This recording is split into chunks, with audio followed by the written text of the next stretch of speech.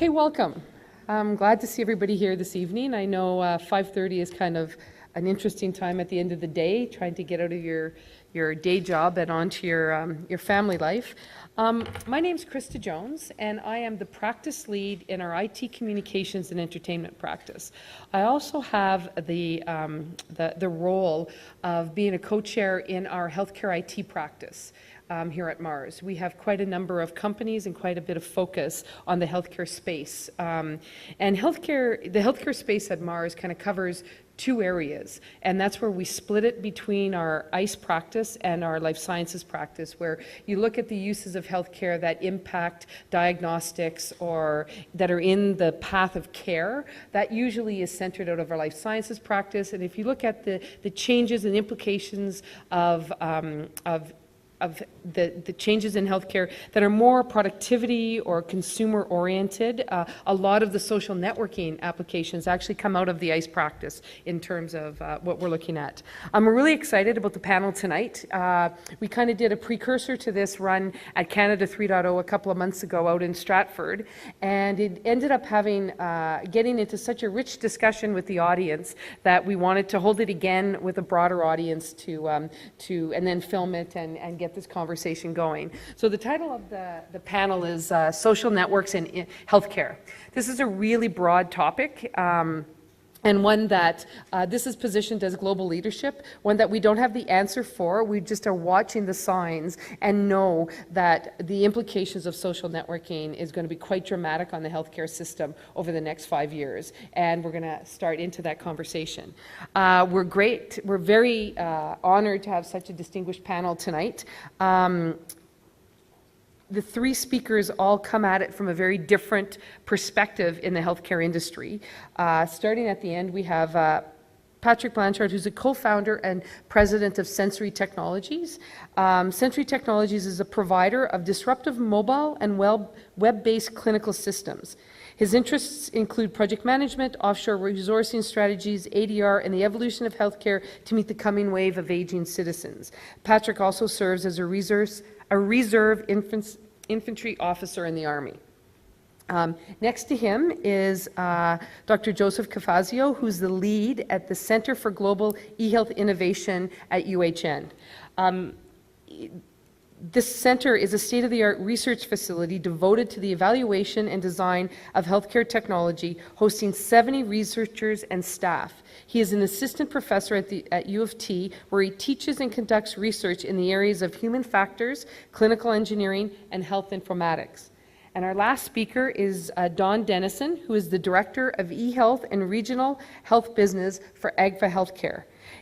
He leads their global eHealth strategy for integrating patients' medical imaging records across clinical domains and organizational boundaries. He's involved in many regional initiatives around the world. He leads an R&D team that's based in Waterloo, Ontario. He's a speaker and panelist at numerous healthcare IT industry events. So we're going to start with Don. So Don?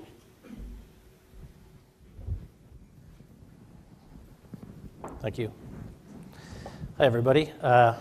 Just a little bit about myself. I've been in the healthcare IT business for about 10 years now. As mentioned, I'm based in Waterloo, Ontario. I am heavily involved in both the R&D development and also the strategy and the change management that a number of regional and national governments are undertaking in terms of integrating patient records across numerous facilities. I'm also recently a director-at-large of SIM, which is an industry organization. So I've got a number of slides that really, to summarize them, take a look at some of the surveys and studies that have been done to assess the perspective of the consumers of healthcare, that is the patients and their care and their loved ones, as it relates to how the healthcare industry can and should and how much they trust social networks and social media in terms of interacting with them. But first, I wanted to start talking a little bit about, separate a bit about what we mean by social network and social networking. There's two aspects to that. One is the activities of the people involved in social networking, and that includes sharing information among a controlled group, a group that you have control over versus the public internet. Also, it refers to the technology that enables that. Most of us are aware of or are using something like Facebook That technology is something that's publicly and freely available to everyone. There are similar technologies like that that are available to use in very controlled and private environments, such as inside of a healthcare institution or the extended care family. So social networking is not only the consumer products that you see out there. But what are some of the ways that social networking can improve the ability for healthcare operators or consumers to engage in the healthcare? One aspect is looking at it from operational, so ways that we can make patients aware of changes, appointment reminders, informational events about things related to their particular disease or their care pattern. Notifications of test results. How many of us have had an x-ray or blood work done and then had to continually phone? If my flight is late, the airline will let me know with a text message, email, or automated voicemail within seconds. The healthcare industry is not at that level yet, but the technology exists for that. From a clinical point of view, you'll see patients are often using public healthcare websites and social networking, pages on Facebook and others, to learn more about their specific disease. And they're collaborating among those people. So there are sites that talk specifically around a specific disease where people are sharing information about how their care and treatment went and what are the options that were discussed with them. So they're using that to educate themselves. Also, there are actually some case studies of where patients have used social media to actually influence some of the best care. One example was where a number of people used social media to influence some of the decision criteria for weight loss surgery as it related to treating type 2 diabetes. And after that change was started to be made in one country, they actually attributed it back to the amount of activity on social networking and building that type of community around that change. And also, we'll hear a little bit today about a very real use cases when you have a large care team in palliative care and also extended family. Social media is an effective tool for that. So to take a look at some of the surveys that have been done recently, and these are all from this year, there's about 94% of the patients will actually use Facebook, for example, to learn more about a disease that they or one of their loved ones have been diagnosed with. But yet only about 25% of them will actually make a healthcare decision based on that. So at this stage, a lot of people are using these tools to learn and to find other people who have similar conditions and to become educated, but they're not yet using that as a primary decision criteria, which I'm sure those in the healthcare industry would say that's a good thing. And if they were surveyed as to the level of trust in that social media, they consider it, 32% would consider it high or very high. They consider the opinions found through social media networks act to be fairly objective. If we take a look at it from the other side, and we take a look at how hospitals are using social media to engage their customers and their extended care teams, one survey produced says that the healthcare industry is not nearly embracing social media nearly as well as others are. So for example, only 6% of the 120-some hospitals that were in the survey have more than 10,000 fans, so it's not well adopted. Less than 40% of the hospitals actually post it daily, so yes, they're engaged in social media, but they're not yet adopting it the way other industries have or taking advantage of it. 63% of the hospital Facebook pages had no feedback. People weren't engaging back and participating like social media when done right sees. And only about half of them actually posted information on events. And a number of healthcare facilities around things like cardiac care and cancer and others will have informational events that can help the extended family learn about these things. Only about half of those hospitals actually use the social media to get that word out. A survey out of the US found that a number of the consumers were not yet ready to start to use social media for the direct and primary communication with their primary physician. And I equate this to similar to early days when online banking first came along. I had relatives who were, no way am I going to, do this. I have cash or I do a check and that type of thing. And I don't know anybody who doesn't use online banking anymore. It took a I don't think a generation, but it took a period of time for it to just become the new norm. And buying, tickets for things on your cell phone. I mean, this becomes quite common nowadays. So I think this will change over time, but it did ask them what are some of the things that they would like to do. Things like appointment booking, obviously, is one of the ones high on the list. None of us like to wait. Wouldn't it be great to know if you have an exam for an ultrasound to know that there's currently a 15-minute delay in the waiting room and that you can buy yourself some more time, some real-world stuff. The other thing that was interesting is that they actually studied the people that the generation, they call them millennials, that they viewed were looking at would be the early adopters for these type of technologies.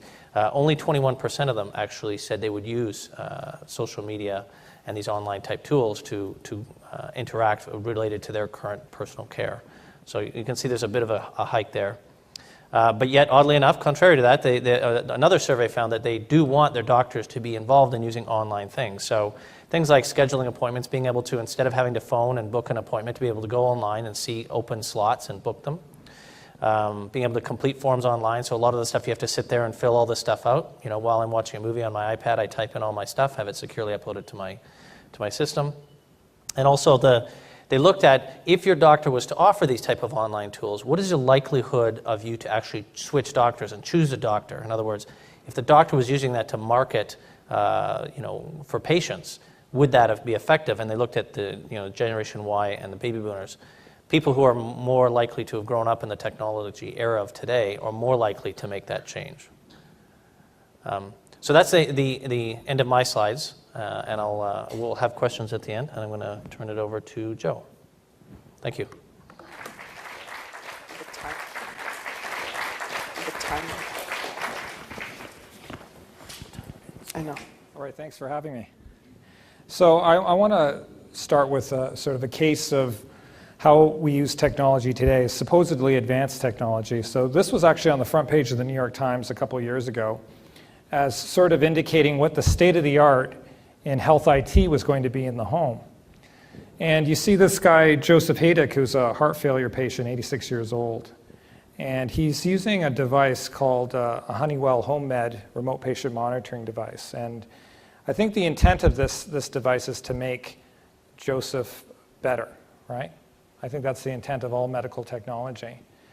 The problem with many of these technologies is that I think you would agree that this device is not really an enabler for Joseph Haydick to perform self-care. The purpose of this device is to get data from him to his doctor, and his doctor will make all the decisions for him. There's a tiny little screen, as you could probably see there, but I don't think Joseph Haydick is getting self-care advice on that little screen. I think I'm probably right to assume that he's just being prompted to put on the blood pressure monitor, put on the pulse oximeter, take your glucose reading, weigh yourself, and that's about it. And unfortunately, this is what the state of the art is. Honeywell HomeMed has probably got the largest market share of this type of technology. And it's even more problematic when you think about it, when you try to apply it to other domains, such as diabetes. And in the particular example here is that, we were very interested in the work that we had been doing for a number of years in trying to create new technologies for patient self-care and enabling social networking, the power of social networking, in order for people to perform self-care. And in particular context of the project we wanted to do with sick kids, it was around adolescent diabetes, type 1 diabetes in particular. So when we were looking at creating an application that was ubiquitous, we turned to the mobile phone, of course, because this is something that's never very far from the side of any adolescent. And looking at what was currently out in the market, there was lots of diabetes apps, dozens of diabetes apps, in fact. And many of them really only duplicated what they already had in terms of a paper logbook. And we certainly didn't want to replicate that. We wanted to do something, well, what would be the next generation of mobile app that would enable social networking, would help in terms of doing self-care or helping manage self-care these vulnerable patients. So the next generation of diabetes app would be mobile, of course, encourage active self-monitoring. So these daily, 7 times a day, as much as 7 times a day, these measurements that these kids have to take to measure their blood sugar so that they can adjust their insulin accordingly.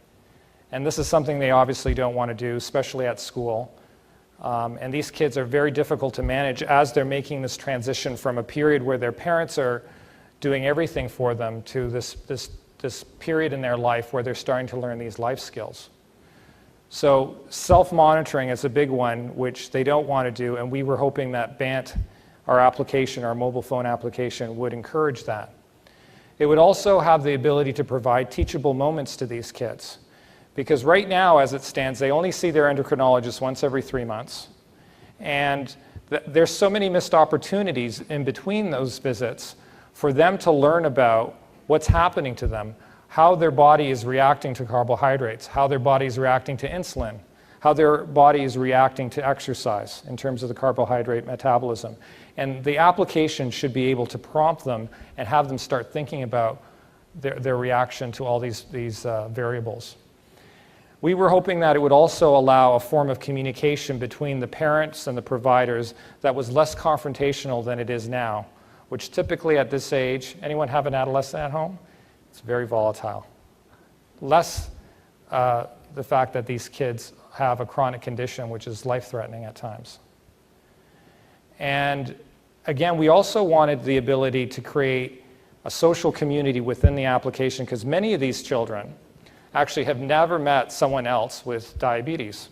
They may have gone on a run, the JDRF run, they may have gone on to a camp and met other kids, but some of them have never met anyone in a similar circumstance with them. And even in a school of 1,000, there may be only 1 or 2 other children with type 1 diabetes, and they certainly probably don't know each other and do not want to know each other in that context. And then finally, we wanted to try out this notion of rewards, right? And actually extend that notion to social rewards, which I'll get into. So this is what BANT does.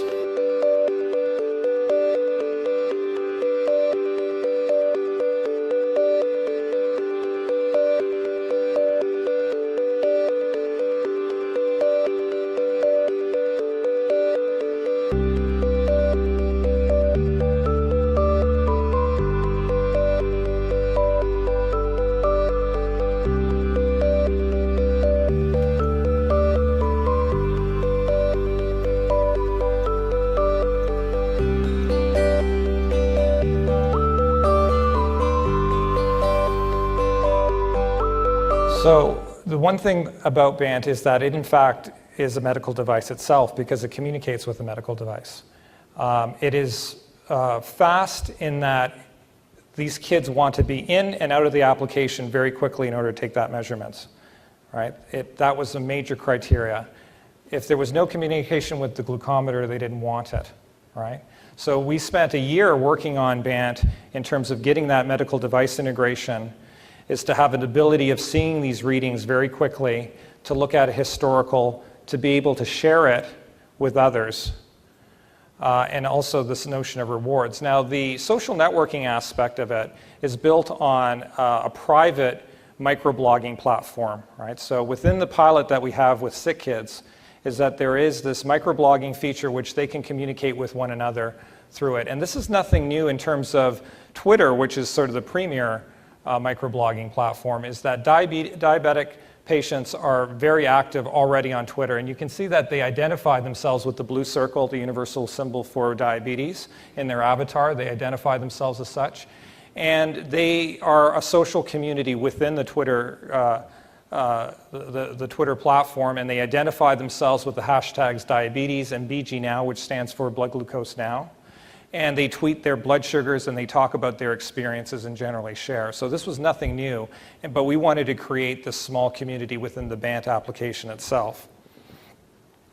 So BANT has other features within it. It integrates with Personal Health Record. It supports Google Health and Microsoft Health Vault. And in our particular trial with sick kids, it's integrated with TELUS Health Space, which is the localized Canadian version of Microsoft Health Vault. And the public version is actually multilingual. It's actually supported in 10 different languages. Now, this is some data right from our pilot, which is just wrapping up at Sick Kids now. We've been running this pilot now for about 3 months. And there's only 20 kids in the program right now. But you know, we peer in to look at what they're talking about in their community. And it's interesting to see they don't really talk about diabetes at all, perhaps not surprisingly. They talk about apps, and they talk about music, and they talk about the iPhone, but they tend not to talk about diabetes. And for us, that's okay, because all we want is for them to keep coming back to BANT and keep using it. So it really doesn't matter what they're talking about if they're not talking about diabetes.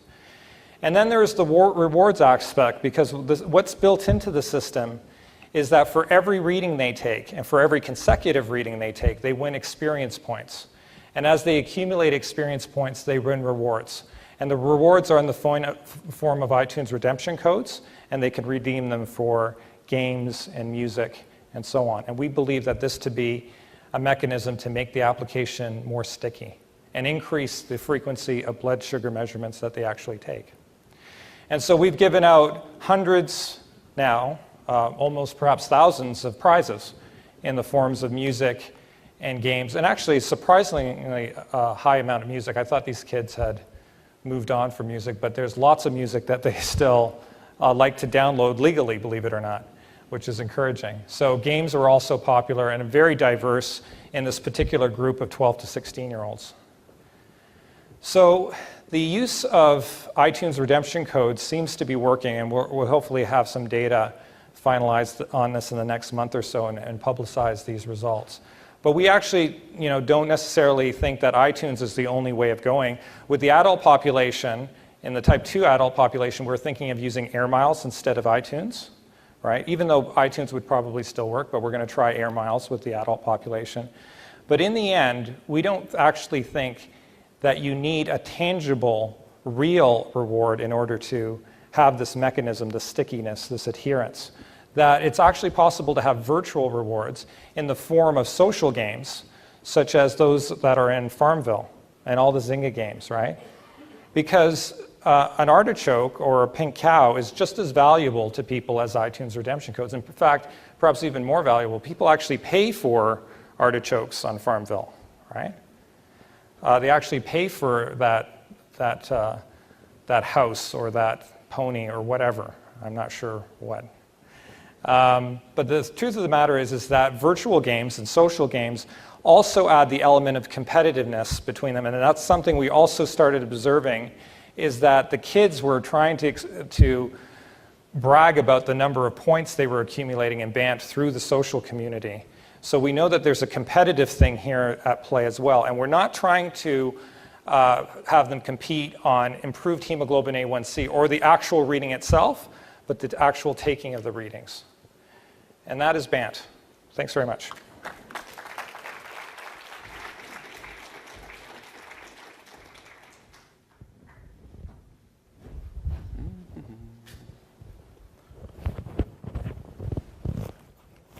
My notes. All right. Hi. Patrick Blanchard with Sensory Technologies. We use aspects of social networking in the disruptive medical technology that we build and support and put in actually in the Canadian community. When we first started this, it was about 3 months ago, Canada 3.0. I actually found myself sitting in front of my computer writing up the notes for the presentation that we initially did and having to stop and kind of go back over what social networking actually is classified as, or what's a definition as a root place to start. There's a couple of different ways you can look at it, but the most common definition that I found was that social networking allows users to share ideas, activities, events, some of the things that Joe was just talking about, interests within their individual networks online. So we've got individual users in an individual space sharing with like users. That's individually centered versus the online community that is group-based. And I think when you stop and look at the majority of pseudo-social networking or social networking sites that exist in the healthcare space, they're group-based. It's not about your local individual experience. They may have social networking aspects in them, but they're truly focused around, this is a cancer site, we're all going to look at this particular thing, and we're going to talk about this and post it on the board publicly. Versus my own personal collection, like in the BANT space, where there's one person or a group of people that are all experiencing the same thing and sharing their interests around that. So there's really two streams of social networking that I've been able to see that exist today that are real and are out there and tangible and being used. The first is patient-centered. And that's the most obvious one. I think I'll be able to give some good examples of two of those. And the second is provider-clinician based. And that's what I'm going to actually show you one occurring. And it's more on the rare side, where the blend between the public aspect of social networking crossing over into the boundaries of where you've got physician and clinician interaction around a patient experience. So if it's done well on the patient side, it can have a profound effect. I'll share a real story, actually, between a colleague of mine who's not here. My colleague lost her daughter, a teenager, and she lost her battle with cancer. So that event occurred in a public space online. Now, if I list off some of the key attributes of that experience, if we wanted to look at it from a social networking perspective, there was a support group, there was a personal diary of hers, of her daughter, there was her diary that was online. It was very visual, there was lots of photos, there was stuff going on as she fought the battle with cancer. There was notes on there from clinicians, her last messages to everyone are on there. It became a site of open grieving once she died. And it's actually still a memorial that's there right now, and every year there's people that log back in on that and share experiences and the memories with her. That occurred back in 2006. So that's not today. I mean, that's been with us for quite some time relative to the web age. You know, it's a real example, and the outcome of her cancer was not changed by social networking. You know, it wasn't a life-saving intervention of any sort. But what was affected was the entire community that she was part of. If you take a look at this impact that was essentially impossible relative to geographical boundaries before social networking came into play, you know, when you look at the times when your social network was as large as the town that you lived in for the most part, except for rare examples where you had unique daily communication with someone that lived at a great distance from you, you know, and what we can do now and the ability to share people into a unified experience, that's pretty profound. And that's a great example of social networking having a direct impact on people going through a process together. That actual site, if you ever wanted to take a look at it, is called carepages.com. For those that know about it and those that don't, it's not, I mean, that's a palliative, I'm going to use a few different palliative care examples today. That covers all sorts of disease domains and experiences that people go through. It's a great place to look at, and it's one of the original social networking sites around the individual experience. There's an opportunity, I would say, for medically focused, patient-centered sites to affect change and provide value that is directly proportional to the uniqueness and rarity of the disease and or the fear and discomfort that's going around that. I can give you a scenario that's not untrue, and actually when we finished our first talk, a woman came up to me from the audience and said that I went on to the next site that you referenced, and my daughter was the only one with the disease on the site. So I mean, it's not a perfect world, but it's absolutely real. Imagine having a child with a very rare disorder, and that diagnosis comes through to you. Likely no one in your personal circle has ever experienced this, as well as it's quite possible that no one in your entire city or region or hospital has that disease or is dealing with that disease. You know, the opportunity to connect patients, families, and to compare what's happening or co-cope with what's going on and to collaborate is huge. There's also an opportunity to bridge clinicians. Now, mind you, clinicians that are focusing on specific illnesses are often seeking each other out through their research, but I would argue that a parent with a sick child is going to be able to, you know, from the emotional driver to take command and charge and to find people that can help supersedes a lot of the academic processes that go along, you know, and the passion of someone caring for a loved one that's sick is, you know, second to none. You know, a great example of a site that does that is called Patients Like Me. I remember to hit my button here. There it is. It's patientslikeme.com. That's an excellent site to look at for someone that's trying to find someone else that's going through with what they're going through. Now, what about clinicians? So there's a big piece about responsibly tying the two together, the patient, the family, the clinician group, and it gets tricky.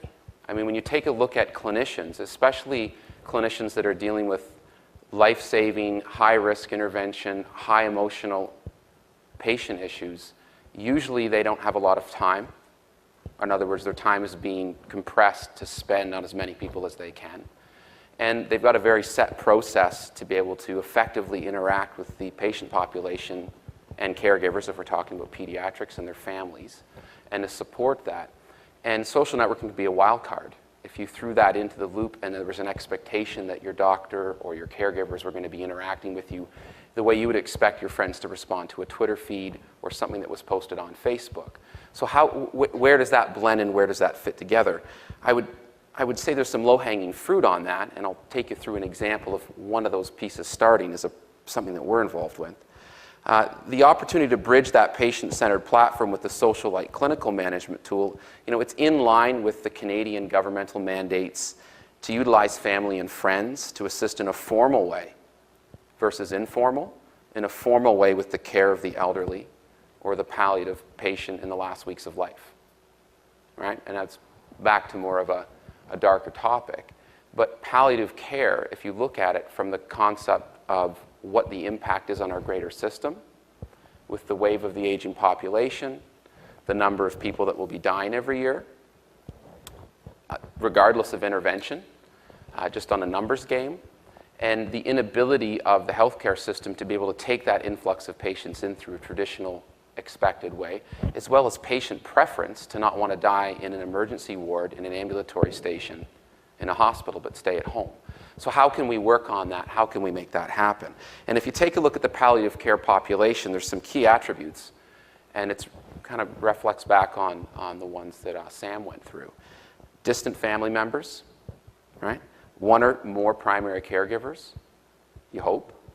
Multiple clinicians are involved. Patient preference to stay at home often. Health system pressure to avoid unnecessary hospital visits.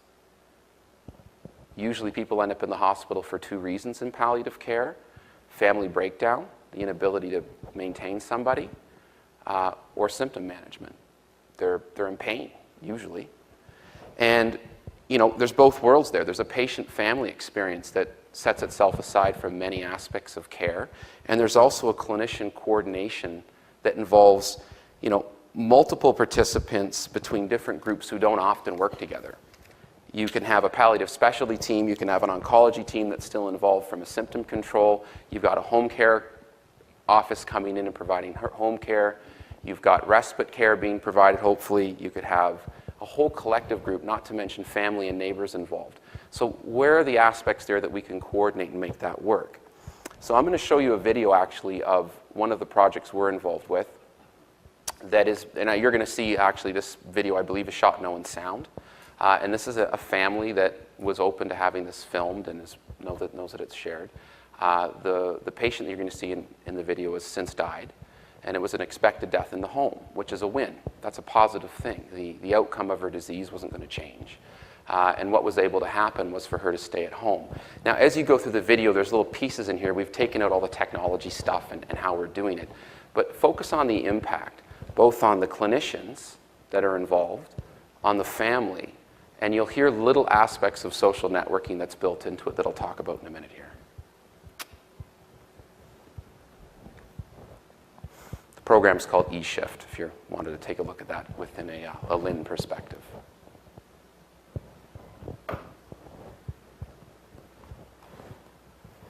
Terry Blackman's wife, Vicky, is in end-stage liver failure.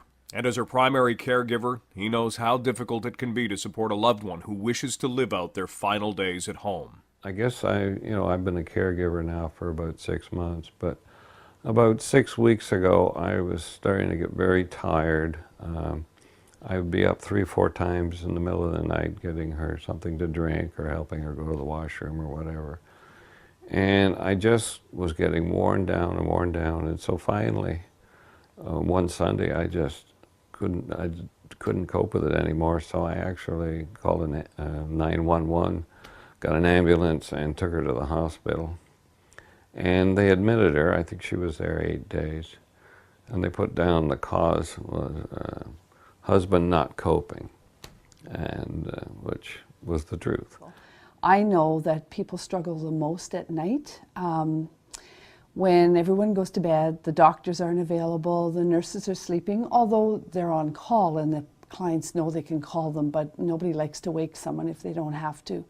And everything gets quiet and dark. And I find that the restlessness for clients often sort of surfaces. They feel maybe more frightened, maybe less secure. What's going to happen? What if something does happen? What happens then? Family members are tired, and so caregivers are trying to rest, usually on a couch close by, not in their bed, properly sleeping.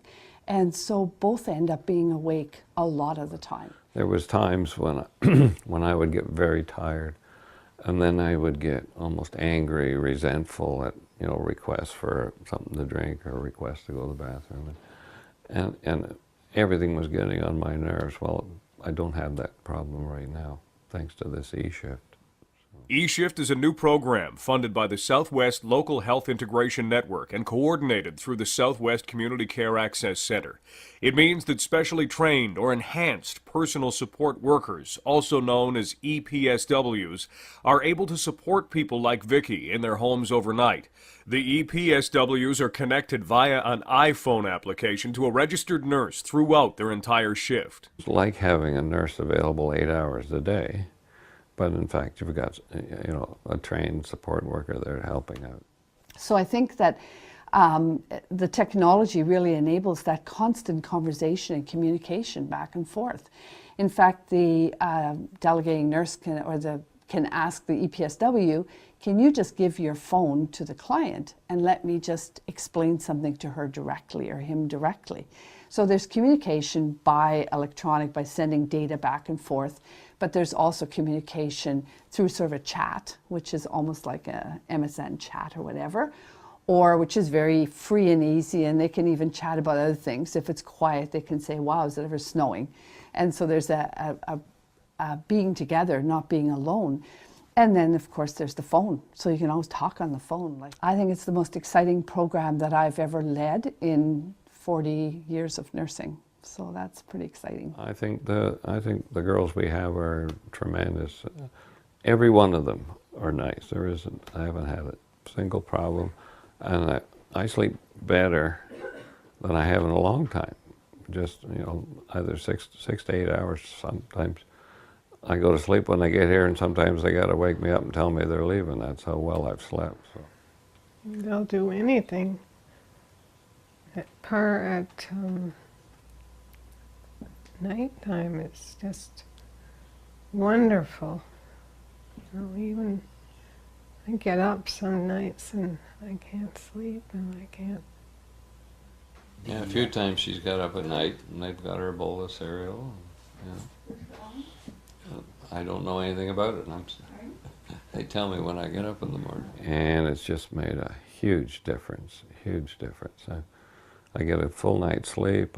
I'm rested during the day, so that I am able to look after my wife, Vicky. And so she's getting good service at night, and I'm giving her better service during the day. So when you look at that video and you see the impact on the family, now that really didn't get into the social networking aspect, but you heard small pieces of it there. So that's a program that's taking personal support workers that are given enhanced training around, in that case, oncology and palliative care to handle the symptoms. And you've got registered nurses who are palliative care specialists working remotely, managing between 3 and 4 patients at any given time, which in the community is unheard of. It's 1-to-1. So it's a very inefficient model, and there's a real limit, and there's a lack of nurses actually available in community. And that's why he ended up in the hospital with his wife, and his wife ended up in the hospital. So there's the actual clinical stuff that's going on there. But what gets interesting is the personal support workers that are networked into these care teams with the nurses are communicating in formal clinical tools, and you heard Charlotte kind of reference that. And then they've got a whole interactive piece where they can chat with you just like they were at work and working in an institutional environment, like in a hospital or in a long-term care center. And you can be in the lunchroom and chatting and doing your thing, going down the hall and have a personal relationship going on, which helps do a lot of things from a professional standpoint, but from a personal standpoint is a big piece for people that are working with the dying by themselves in someone else's home in the middle of the night for 8 hours. You can start to see why that's a hard job to get people to fill. And a lot of people that do that it's a calling for most of the people that are involved. As we start to step back from that and we start to look at other pieces that we're adding in right now, actually there's a project underway that we just got the $1.5 million in funding for, with the help of MaRS and some of the collective groups that are here, is around adding the social networking piece, tying in remote families, and building an interface that allows the family members that are partaking in the care to actually be interacting and participating with the clinicians. And you can start to see, for those of you that experienced the death of a loved one from an elderly perspective, and just from understanding it from a practical standpoint, how impactful that is and what a big deal that is. Now, if you can imagine or just envision, well, it's right here, a pyramid of diseases or of illnesses or of health issues. And the very top band would be the common cold. Not a big deal, and you really don't need a social network around it. You can probably find the culprit that gave it to you in your office. And you can collaborate around symptom treatment and everything else to do with it with your colleagues at work.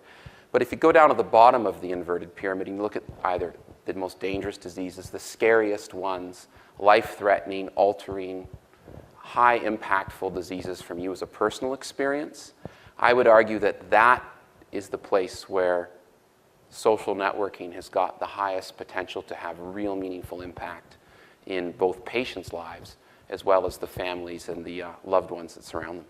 Thanks.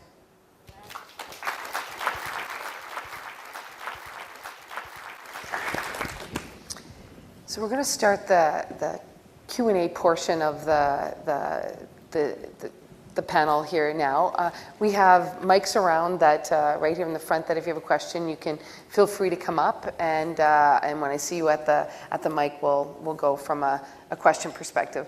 I'm going to start off the question period. I want to thank you guys for your talks. I think they were great. One of the things that was really is really evident when you listen to the three very different sort of conversations that occurred is just the diversity of issues that are occurring in social networking. And one of the things that I think, as we all look at the number of users on Facebook, and we look at the number of, I was chuckling when Joe was talking about, Farmville and music. One of our companies has a stat that virtual goods online are worth $8 billion. Music online is worth $4 billion. So somewhere along the way, social networking and virtual goods became worth twice as much as music that has, so it's kind of an interesting stat. And if you look at the behaviors that patients and consumers are driving, it's organically impacting the healthcare system. So the healthcare system is sitting there and people are using networking, it's occurring. And one of the questions I'm gonna ask the group is how should the healthcare systems start to impact it? You see one example of a Lynn that's actually embraced it and is starting to use it in the care. But really the question is, should healthcare systems try to control the social media impacts, what's happening, the conversations that are occurring? Should they embrace it or should they avoid it? Well, I think they should learn from it. There's no point in trying to control it because it happened organically. It happened in the absence of healthcare providers, right? In terms of the way they participate, I think most healthcare organizations, including our own hospital, as most public relations departments have, they have their own Twitter feed, they have their own Facebook page, and so on, and that's fine. But I think learning from it and learning how this is for much of the population, this is the main way that they're communicating with one another, how it's self-organizing in many respects. And as we're trying to do with BANT is learn from it and to have this, is to elicit these positive health behaviors from within. And because there's new concepts of social communication, social gaming that I don't think have been fully explored yet, and especially in the healthcare context, and that's what we're trying to do with BANT. But really, it's a lot of nonsense to the notion of being able to control it. And one of the aspects, one of the very harsh aspects that some of my colleagues have experienced is sites like Rate Your Doctor or Rate Your Professor, right? Where they're Web 2.0 in the sense that this is the ability for people to post ratings of your own physicians, fairly or unfairly. And one of my colleagues at Sick Kids, Deb Katzman, who runs the eating disorders clinic at Sick Kids, it was forwarded to her by one of her colleagues that there was a Facebook page called I Survived the 7th Floor Clinic at Sick Kids, which is her clinic. And she has an inpatients of about 19 beds for typically young girls who have eating disorders such as anorexia nervosa and bulimia. And that they were referring to her and her clinic and her inpatient setting there in terms of I survived it, because these girls have very serious eating disorders, and this is the place where they literally force feed them and do all kinds of things that they don't want to have happen to them. And this is a very closed, this webpage, this Facebook page was actually by invite only. So Deb Katzman couldn't go inside and see what they were saying about her, but she was pretty sure it was negative, right? And these are some of the things that healthcare providers have to accept, but there's no point in trying to control it or shut it down or do anything. This is just the reality of it. And she approached me about, well, how can I use this to my advantage? How can I participate positively? Like, how can I create positive aspects around this? And, because she always noticed that these girls within the inpatient setting, that they were never very far away from their phones. Despite how sick they were still near their phones. And hence that started our collaboration with Mark Palmer in endocrinology, and BANT was created. But it's very difficult for some healthcare providers to accept what goes on in social networks as well, because it is a conversation that's happening. I think that in a lot of these examples, we're looking at the social networking that we can all see and touch, which is Facebook, and that can be extremely good, especially some of the examples that were given where patients are trying to deal with something that they never even heard of before and are now dealing with and understanding the terms of that. But if one looks at the actual communication that occurs within the healthcare provider community, there are many interactions that are somewhat broken because either location or time doesn't align where two specialists need to communicate, where there's missing patient context. They don't have the patient history at the time of diagnosis that would have been very useful and changed the outcome of their diagnosis. They're unaware of other records. And much of the healthcare IT is very request response. Much of the technology is very push message type things. And so you end up with a lot of diagnostic tests that are ordered, results that come back, and they get dumped, quite frankly, into a records management system like an electronic patient record. There are a number of use cases and transactions which occur today in healthcare which are very social media-like, multidiscipline teams, they call them in England, or clinical rounds in the Nordics, where physicians and clinicians and diagnosticians get together and discuss complex cases. They do that generally by traveling to the same room if they can, or they video conference people in. And they're really going through these things to make sure, did they make the right call? Did they have the right information? Was there any information missing and that type of thing? And it's partly a quality control thing. Imagine, if you will, a social network platform that's provided, this private and secure, that sits on top of some of these request response and things.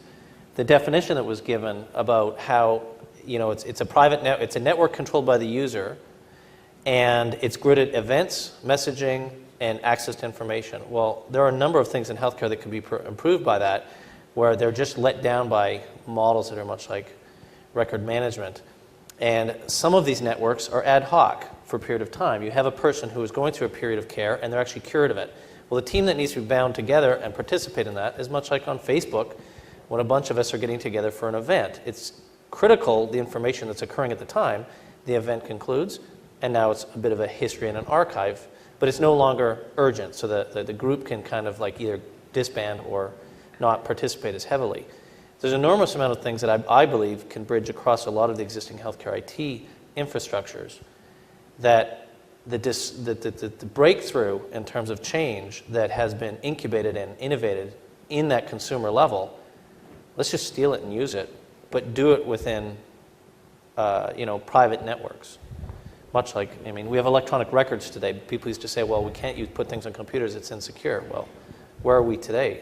Paper is less secure than electronic records if done correctly. Question? I just wanted to actually add to this conversation that I think one of the biggest things that could open social networking up is that hospitals would then allow social media to be used in their networks. That there would be then more participation beyond the PR and communications teams within hospitals, that medical librarians, for example, could take part in Twitter and Facebook conversations and reach out to their online community and help to balance the fears of misinformation. Doctors and clinicians could take part in these social networks organically as well. And so I'd like to be able to see that not only the private networks that you're talking about, but that the healthcare system embrace what's already out there and not try to lock it down within the institutions. The only thing I want to add to that is the academic journals as well, because the model that currently is most popular is that you need to pay a fee to see $25 to see an article that might be relevant to you and your child and so on. That's a classic example.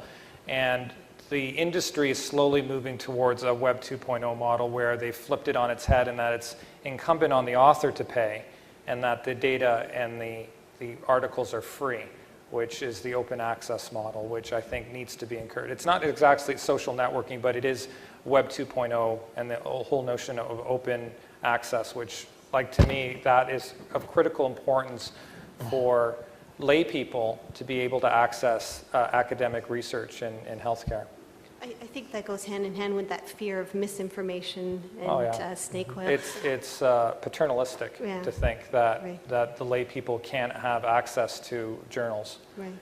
Just one really quick question, sorry. Was your data about hospitals US-based, that one slide that you had about I believe that one was Canadian as well. The link that's at the front of every slide, and I've asked them to be put up, you can go to the original article. And I'll just add one comment about that, and I'm sorry, I'm taking some time away, but from a technical point of view, the ability to link networks, so linking a private network to a public network, is trivial these days. How many people have seen people linking multiple social networks, Twitter and Facebook, and these things are all done. There are things like OpenID, and there are other open source methodologies to actually bind your identity across these networks in a very secure and accepted manner in IT. So from my previous comments about having taking advantage of getting the benefits of a private social network, that does not preclude taking any part of that and linking it to public networks or patient-controlled personal networks, whether, we use the term personal health record like Health Vault and Google Health. These are a matter of extracting select content in a structured way and publishing it to something that is controlled by another IT system. That linking is very easy to do with web technologies. And I think we're only seeing, how long has really social network technology been around? Really in a mature state, less than half a decade. What's it going to be in 5 years? And I don't think a lot of healthcare IT systems are nearly innovating or keeping pace with the type of change that this is bringing. A lot of EPR systems are still, thick clients, and most of the architecture was designed 10, 15 years ago. That's the state of the art in most hospitals. So I think this is going to change everything. So I think we've talked about almost 4 different phases of social networking in the healthcare system. So one is about helping patients and their communities, whether it's families or whatever, go through a health situation, whether it's palliative or whether it's a chronic condition. And so that's really helping them with their experience and sharing it. Another one we've talked about is access to information about health and how and it's a lot more prevalent, and about now you're getting information from people who might not necessarily be experts in what that causes and the implications of that on the healthcare system. And then we moved into the use of social networking inside the healthcare system itself, which is in between patients and doctors, or actually inside the clinical setting between doctors themselves. So I think each one of those have a very different status and a very different situation in terms of how it's being done. Would you guys agree that that's kind of the way it's coming about? So maybe we'll go to the next question. That's a really good segue into my question. Thank you, speakers, and Krista, for bringing this to Toronto. My question deals with like social media, that world. It's always growing and developing. So I want your thoughts on how you see it growing and how you see it developing. So like you said, it impacts things like on a strategic level, relationship, community engagement, all that kind of stuff. Operational, where you can get information, distribution, collaborative, that kind of inner workings, and clinical, and operational, where patients can get information about their appointments and so forth. Where do you see social media in healthcare making the most impact in one or all those areas? And what are some of the outcomes that are expected? I know it's still growing and still developing, but what are some of the outcomes that you guys are looking forward to see? Well, if I reference back, it's a personal opinion, to the final slide I had up with the inverted pyramid, and I think most of the examples, I'd let you jump on that one, but even with the management of the chronic disease would be in the tip of the bottom of the pyramid there, or the top of the pyramid if you wanted to flip it the other way, but I'd say the pressure is pushing down. Chronic diseases, things that are highly emotional and are very disruptive for people, either due to fear or just due to practicality. Our first project, and it's still ongoing, is around complex care pediatrics and the management of care in the home. And that's a lifelong, it's amazing now that this is a lifelong endeavor for families that have a child that's born with congenitive defects, and where 20 years ago, children were living 1, 2, 3, 4, depending on the disease, and are now living 25, 35, and you've got kids and now young adults in the home who are mechanically dependent to live, medically fragile, and their parents are the primary caregivers. And that's a wonderful story, but on the backside of that is it's an incredibly disruptive and life-altering event. As one of those small examples in the shadows that you don't hear a lot about unless you work in that practice area. And opportunities to have people come out of the darkness and reach out and be with each other, to go through something and to learn from each other and to share information, I think is one of those places where you're really going to see it take off.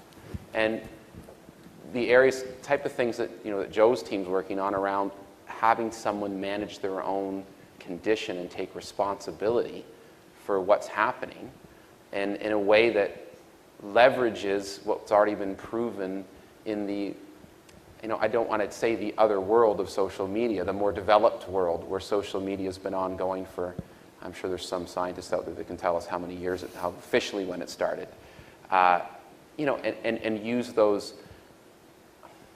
I don't want to denigrate them to a lower importance, because it's Pavlovian. It's the response to reward. It's the ability to compete and to share and leverage those pieces. So that'd be my take on it. I would agree that I still think social communication is the bread and butter of social media in general, right? That sites like Patients Like Me are providing a real service. How can we expect that a specialist, an endocrinologist, spending 7 to 10 minutes with a child every 3 months is enough in terms of promoting self-care, where there's lots of other resources for both parents and that child otherwise in social communities of people who are going through the same thing on a daily basis. Now that's the present. What intrigues me, which since I've started this project, is this idea of social gaming aspect of social media that I think has the potential of having these, I can't explain it, but how people can return on a regular basis every few hours to garden, right? And if we could leverage that in the form of positive health behaviors, like we've been trying to do, I think that's an intriguing possibility that has not been fully tried in healthcare for sure. I think it's very interesting because you, as a logical human being, you think a person gets told something by the doctor, do this to improve the quality of care of your life or quality of life, and you expect them to do it, but they don't. They choose to not change their lifestyle, but you offer them a free virtual avocado when they do. I mean, that's something with the human psyche, I guess. That's probably another panel. Right. But I think in terms of, again, going back to like what are the things that social media does, There's a lot of things in healthcare that are very push models. So in other words, I'll give you an example. Someone in a diagnostic role looks at a patient history. It's incomplete. They have just what's in their local EPR, which happens to be a database at their hospital. It might be linked to some kind of LIN or some health information exchange. And they make a decision and they create some more records, and that goes back into the records management system. For example, they look at a diagnostic image and they say this appears to be cancerous, a biopsy should be done. That goes off. They never saw that patient, but they would sure like to know is every time they see that condition in imaging and they say it's likely, it needs to be biopsied, it's likely cancer, are they right? So today, they have to have some method to connect the fact that they looked at that patient 2 weeks ago, that when the biopsy came in and what the result was, they have to manually go and pull that, or they have to go back to the EPR, and that's just not practical. What social media does very, very well is as you interact with the platform, it identifies things that you're interested in. As I visit people's Facebook pages, as I touch records, as I touch information, it learns, and it brings things back to me. I mean, the accuracy that they can get in advertising, if we had a fraction of that in terms of as I participate in patients' care or part of care teams or part of clinical wards, and it could figure that out, and when changes happened, so in other words, I'm part of a team and somebody is called in sick or is away at a conference, to let me know that we're down a staff. You know, I have to be told that by somebody. Social networking just does that. That somebody who I have a critical question when I'm reading that diagnostic result is online, and I can click and ask them a question in 2 seconds as opposed to leaving a voicemail or something like that. These are all things that social media we just take for granted. You apply the whole scale change that they do in the way that people communicate and interact, and by the way, it can be all captured and made available in the care record like that without having to click an extra button. That change is going to disrupt the whole way that electronic records are being generated, being managed, and being accessed, in my opinion. So we'll go to the next question, but I think to sum up what I think I heard everybody say is the biggest implication, I think, on the healthcare system is the rise of the individual. I mean, that is what social media, social networking has done across all industries, is it's given every individual a voice and the voice that they want to find. And that's why you see it's changed the implications of the healthcare system from being focused around the system itself to the empowerment of the individual. And I think that's where we're going to see the biggest changes occurring. Sorry, Patrick, do you want to? Yeah, I actually have a question for Joe. Okay, so maybe we'll go to and then we'll come back to your question. Our panelists are asking questions, so there you go. I'm actually curious about the rise of the individual in an entirely different context. As a lawyer with a healthcare and a public relations background, I'm very much interested in the online defamation area, for example, with websites like RateMDs. And we only have one case, as far as I know, which is still ongoing, where a physician did sue RateMDs in California, was able to obtain the information of what he felt was not patients posting. And it turns out, yes, it was a nurse in the hospital who he had a conflict with and who was a proposed defendant in proceedings in Alberta. To me, the solution seems to be not through damages. I mean, it's still ongoing, so we don't know what's going to happen with that. To me, the solution seems to be internal policies within hospitals that would seek to discipline individuals that engage in antisocial behavior on social networks. And I'm hoping that you can perhaps enlighten us about things like that that's going on within healthcare systems. Did anyone hear about what happened to Mount Sinai a few years ago? There was a website called, a Facebook page, and it was titled, "I work at Mount Sinai and all I do is spend my entire day on Facebook." Mm-hmm. Right. The administration of Sinai wasn't too pleased, and it got shut down.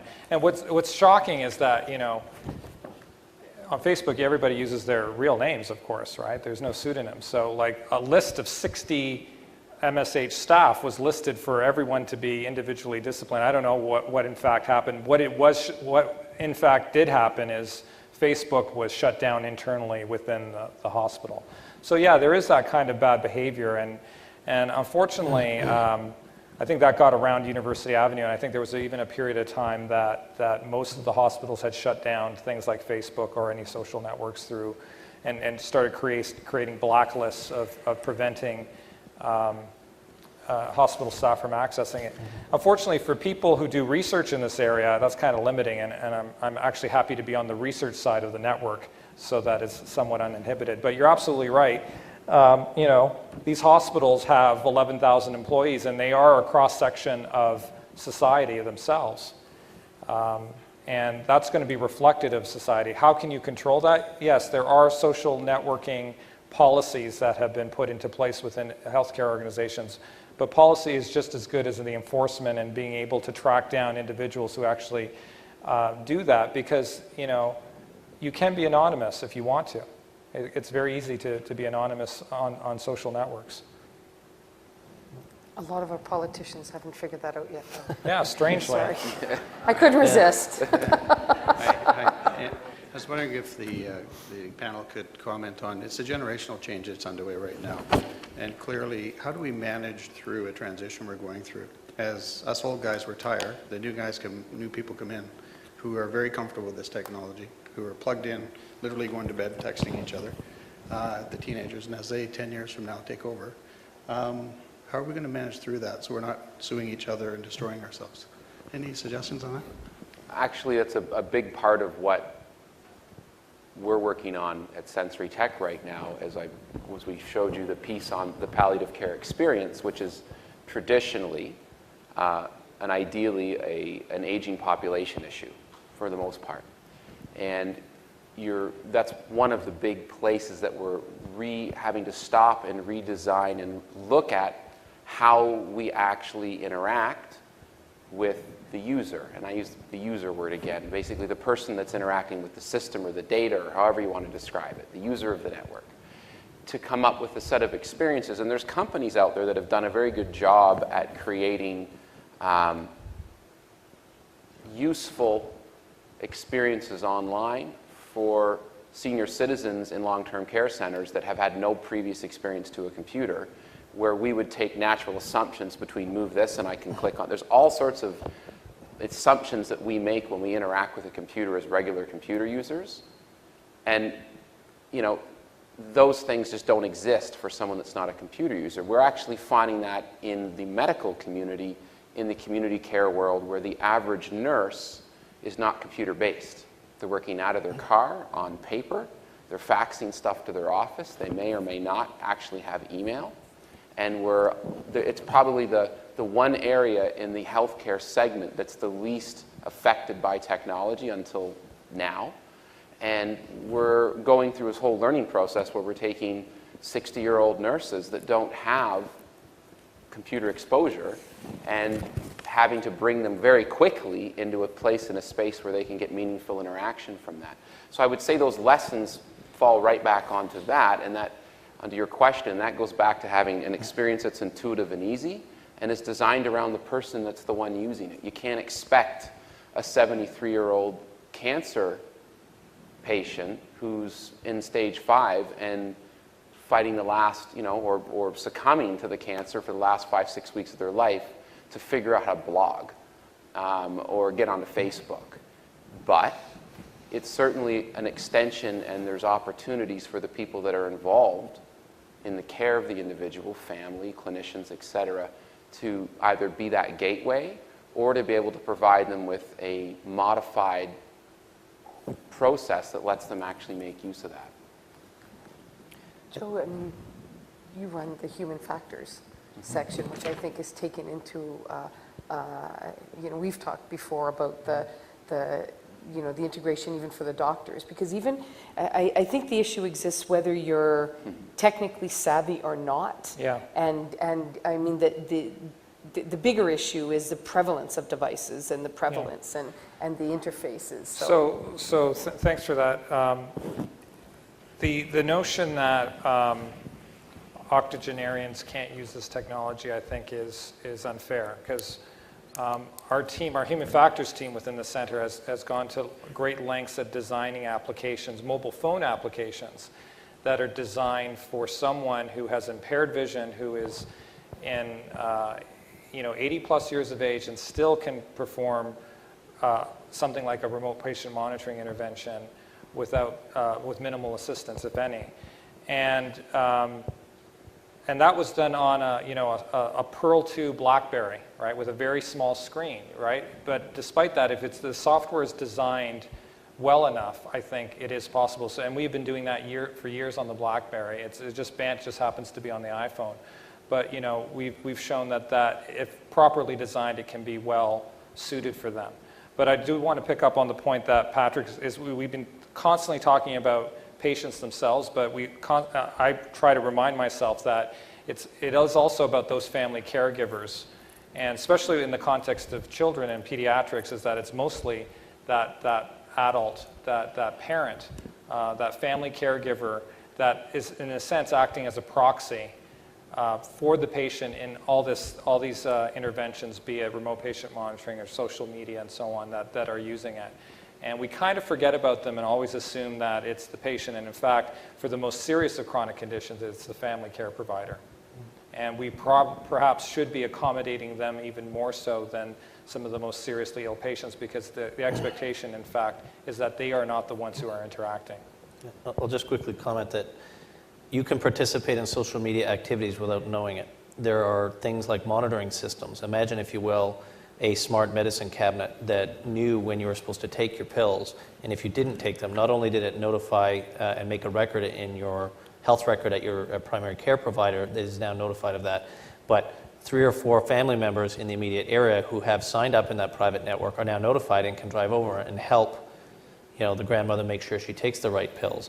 Imagine smart fridges that basically look at nutrition and diet and do these things. So somebody wandering about the home is actually blogging, because it's not them typing, but their activities are actually doing that. And if we had spent a fraction of the amount of money we spent on home theater automation, and I'm guilty of that, on smart home automation for capturing healthcare relevant events, we'd be probably state-of-the-art country, and you would see a measurable drop in healthcare outcomes. The overarching message seems to be that there's enormous opportunity, that we're at the very beginning of taking advantage of some of these social technologies to get a lot more bang for our buck in healthcare and to create huge opportunities for helping patients in more efficient ways.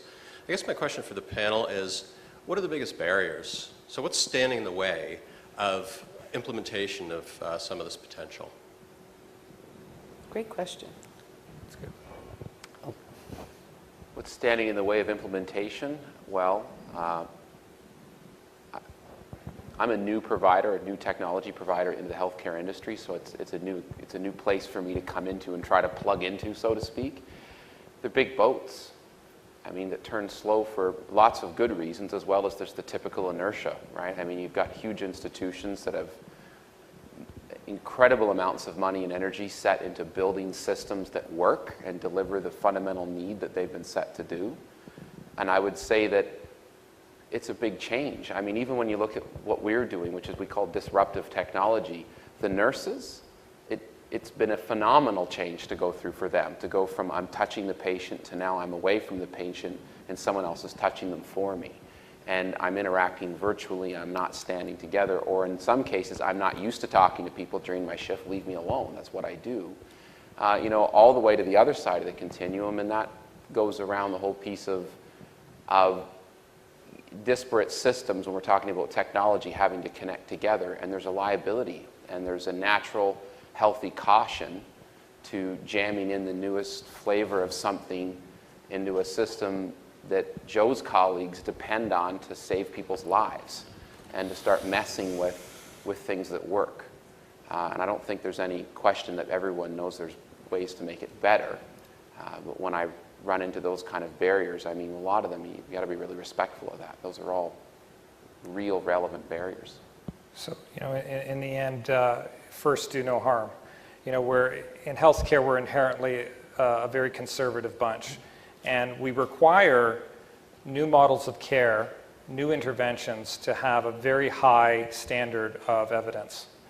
And believe it or not, as innocuous and as apparent as the benefit of some of these technologies are, we still go through what is known as the same standard it is for drug trials as the randomized control trial. And we, my group has performed 4 randomized control trials in the last 3 years. We are planning one for BANT, because that is the standard of evidence. And for me to even knock on the door of sick kids to contemplate this, they had to know from me that my position was not a cool gadget, but that my objective was the same as theirs, is improved glycemic control.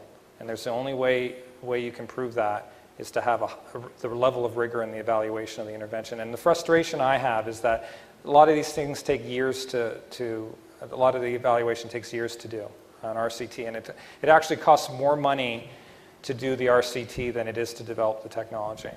And so it goes. I don't really have a solution to that. We try to do this stuff as fast as we can. I still get emails from mothers asking when BANT is going to be available. And I don't have an answer for that. Right. As somebody who's on the side that provides technology as a business, we could say it's legal or privacy issues, but those are dealable with. We could say regulatory issues, and I agree with Joe. We're a regulated medical device, and we market around the world, so we don't have just one country to regulate with. It's all of them that we market into. But I think the fundamental thing that bootstraps change is there's a missing business model. And for those of you who think Google is a technology company, you're wrong. They're an advertising company. They're using technology as the way to draw you to them. They're trying to be what television is. Television is not entertainment. It's how they get your eyeballs.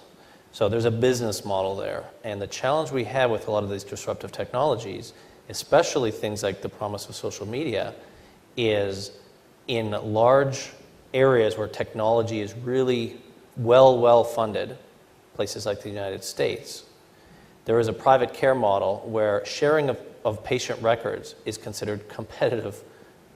You don't have 2 very large health institutions on either side sharing information about patients on very lucrative cancer, cardiac, orthopedic surgery type information. They're terrified of data being mined. And for all the press releases about health information exchanges, I've been to some of these places, the people involved are very concerned about sharing that information because they think the person across the way will market their chemo services to that patient and take that revenues away and pull it. So I think if this stuff is going to take off, I think the areas where it will become kind of leaders are in socialized healthcare, like Canada, and because I think the technical barrier is low. I think the technology can be developed very, very rapidly. Some of the most advanced open source or online available private social media platforms were started 2008 and later. So the technology has advanced to something very mature in a couple of years. The bigger challenge is who's going to pay for it, because EMRs, electronic medical records, are cost control technology. They don't generate additional revenue for the hospitals in most cases. Personal health records might market in a private care facility. But they're basically to try and deliver the same level of care with less errors at a less cost, faster. So it's, in my opinion, it's more of a cost control. So where does social media fit into that? Is it a cost control thing? Is it a revenue generation thing? I think it can probably span into some of the second. Some of the what some people view personal health records will do for their patient referral patterns, I think social media as a personal health record platform will be the method that actually succeeds, in my opinion. Next question.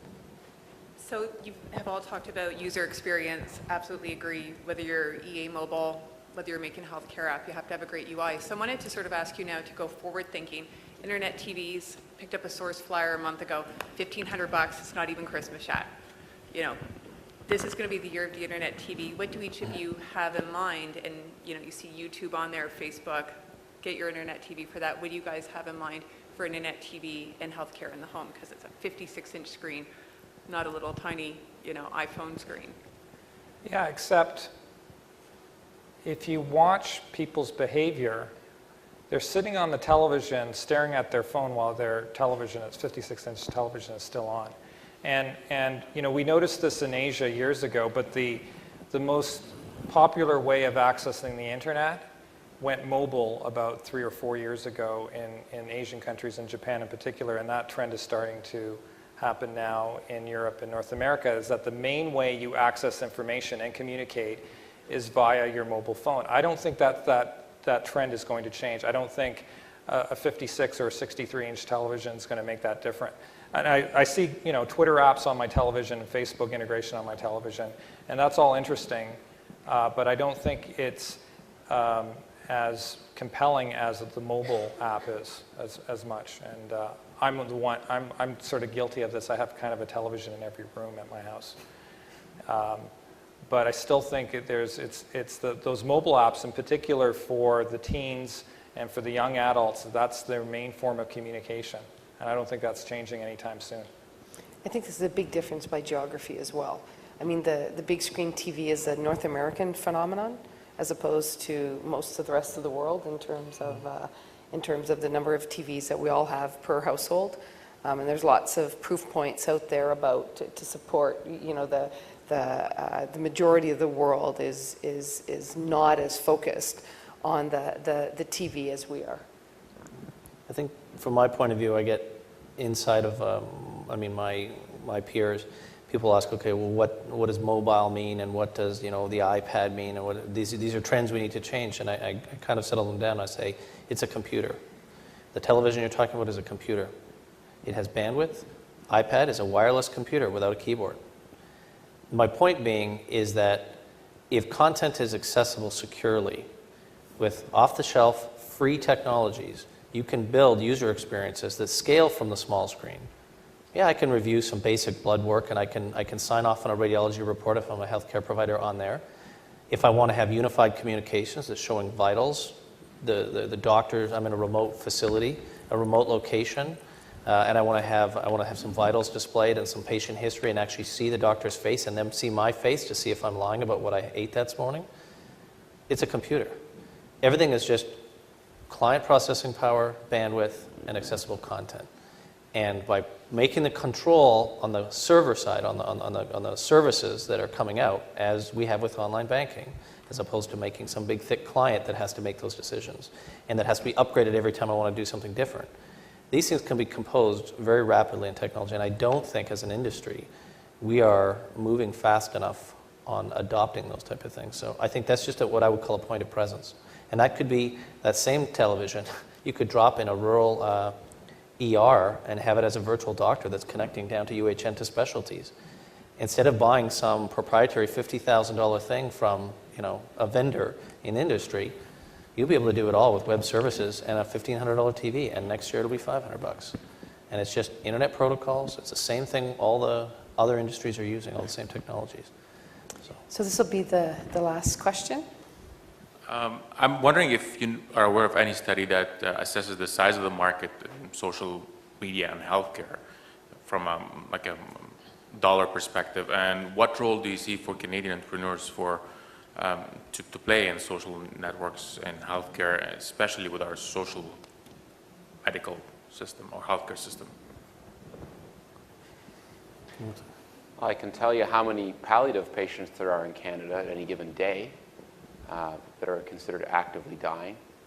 I mean, it's over 11,000.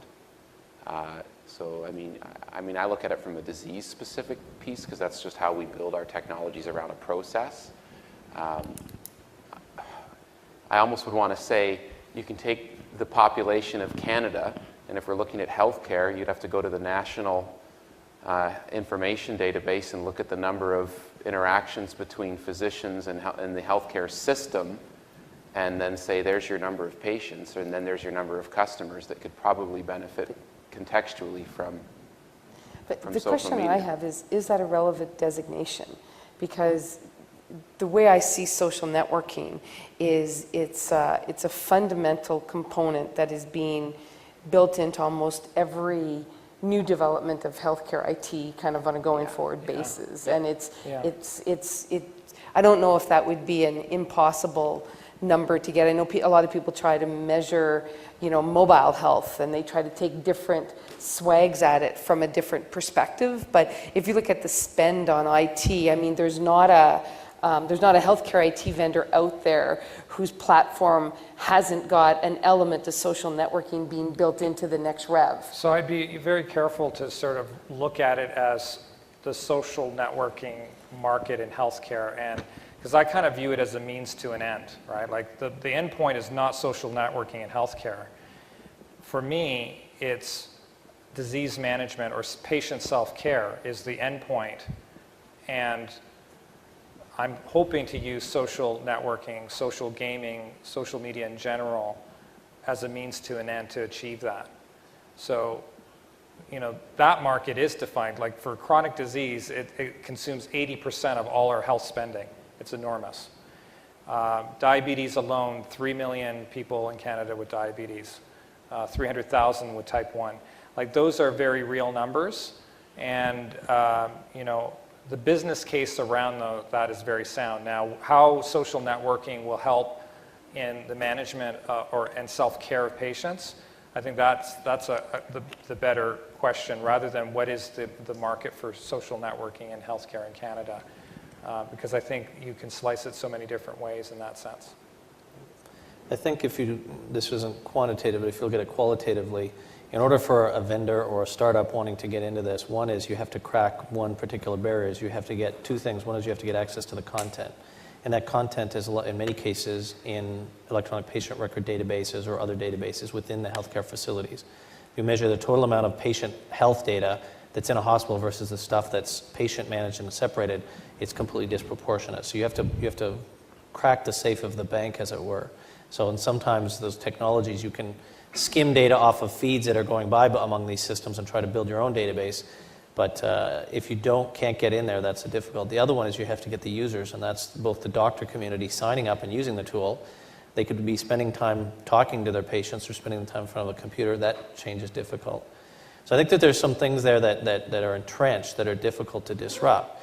But on the positive side, I don't think the vendors who supply those systems are particularly good at changing what they've done and has been successful for years and years and years, and they continue to invest in that architecture. I don't think that they're going to rapidly capitalize on this change of model. So there will be niche areas that if you can bolt onto some of those systems and bridge the gap that they can't because they're too committed to an existing architecture and design, then I think there will be a point of opportunity there, and probably get bought and then by one of those big vendors, and that's how they learn how to do it right.